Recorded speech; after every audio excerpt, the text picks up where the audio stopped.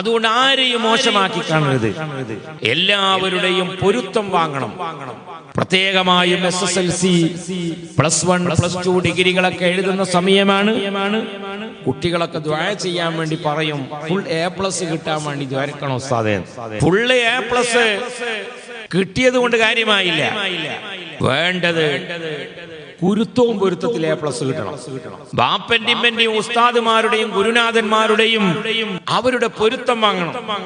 നമ്മളെ പഠിപ്പിച്ച ഒരു അധ്യാപകനെ കാണുമ്പോൾ അത് ആരാവട്ടെ, മുസ്ലിം ആവട്ടെ അമുസ്ലിം ആവട്ടെ ആരാവട്ടെ, അവരെ കാണുമ്പോൾ നമ്മൾ ബഹുമാനിക്കണം. എനിക്ക് ഇംഗ്ലീഷ് പഠിപ്പിച്ചു തന്ന, അക്ഷരം പഠിപ്പിക്കുന്ന ഒരു മാഷുണ്ട്, ആൻഡ്രൂസ് മാഷ്. അദ്ദേഹം ക്രിസ്ത്യാനിയാണ്. ഞാൻ ഒരു ദിവസം അദ്ദേഹത്തിനെ കണ്ടപ്പോൾ വാഹനം നിർത്തി അദ്ദേഹത്തിനോട് വാഹനത്തിൽ കയറാൻ വേണ്ടി പറഞ്ഞപ്പോൾ ആരാണ് എന്ന് ചോദിച്ചപ്പോൾ ഞാൻ പറഞ്ഞു, നിങ്ങൾ എന്നെ പഠിപ്പിച്ച സാറാണ്, അതുകൊണ്ട് ഞാൻ പോകുമ്പോ നിങ്ങൾ റോട്ടിൽ നിന്നുകൊണ്ട് കയറാൻ പറഞ്ഞു. അദ്ദേഹം വളരെ സന്തോഷം. എത്ര ആളെന്നെ പഠിപ്പിച്ച ഒരു പൂണ്ടോടെ നമ്മൾ തിരിഞ്ഞു നോക്കാറില്ല.